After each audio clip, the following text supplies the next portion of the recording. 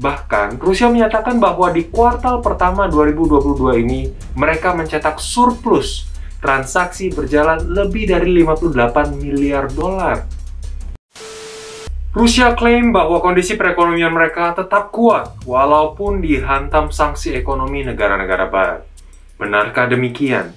Seperti apa komentar Presiden Rusia Putin akan hal ini? Dan bagaimana efek ke depannya pada pasar minyak dan gas Rusia? Kita akan bahas dalam kabar bisnis kali ini, tapi sebelumnya jangan lupa untuk subscribe channel ini agar Anda selalu update berita-berita terhangat seputar bisnis, terutama industri plastik.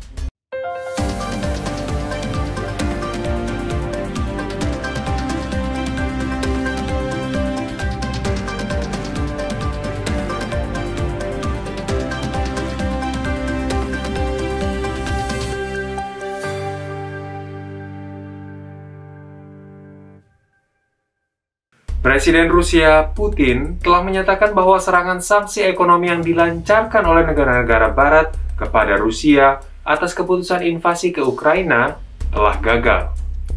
Putin dengan yakin menyatakan kegagalan ini dalam konferensi videonya dengan sejumlah pejabat tinggi Rusia. Kebijakan sanksi ekonomi tersebut, menurut Putin, bahkan telah menjadi bumerang bagi negara-negara yang memberlakukannya.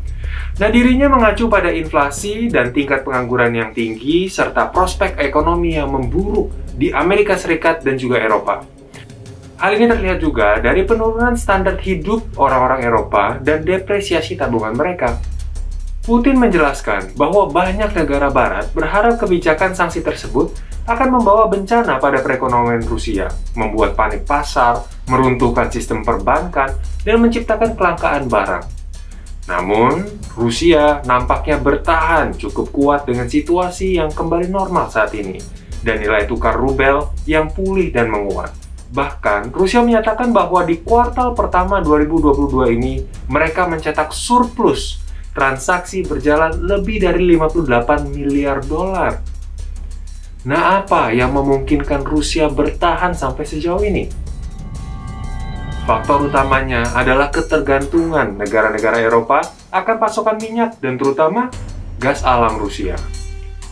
Menurut Badan Energi Internasional, 45% anggaran Rusia tahun lalu berasal dari pendapatan minyak dan gas alam.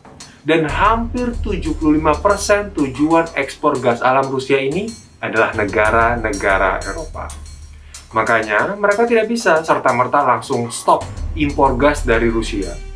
Kalau itu benar-benar dilakukan, sebagian besar negara Eropa bisa jadi akan langsung timpang dan lumpuh perekonomiannya.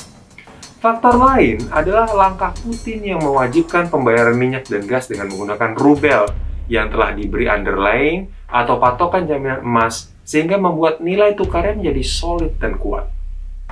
Ini dimaksudkan sebagai pukulan keras terhadap dolar AS yang selama ini telah dicetak tanpa ada jaminan underlying. Pada akhirnya ini akan menyebabkan inflasi besar-besaran pada perekonomian Amerika. Nah, apakah ini berarti Rusia sudah menang langkah?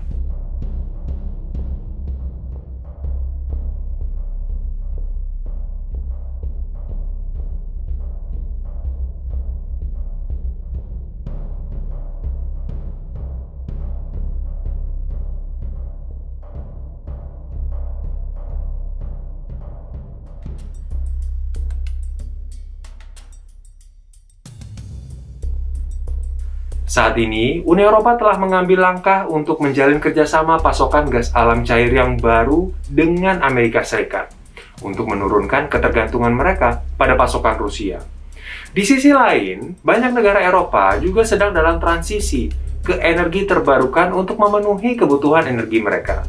Sehingga banyak analis memperkirakan ketergantungan negara-negara Eropa terhadap Rusia ini akan berumur pendek. Dan dalam 2-3 tahun, Rusia sudah harus bersiap-siap mencari pelanggan utama lainnya. Dan memang itu yang sedang Rusia lakukan saat ini. Dengan membangun kerjasama dagang dan menjadikan China serta India sebagai negara tujuan ekspor minyak dan gas mereka yang baru. Saat ini memang pemasok utama untuk China dan India untuk minyak adalah Arab Saudi. Dan banyak pengamat yakin Rusia ingin menyalip posisi Arab Saudi sebagai pemasok utama minyak dan gas di kedua negara Asia ini. Apakah upaya Rusia ini akan berhasil? Atau apakah upaya Amerika Serikat dan Eropa yang akan menang? Bagaimana menurut Anda? Tinggalkan pendapat Anda di kolom komentar di bawah, dan jangan lupa untuk subscribe channel ini agar Anda selalu update berita-berita terbaru seputar bisnis dan industri plastik. Sampai jumpa di kabar bisnis berikutnya.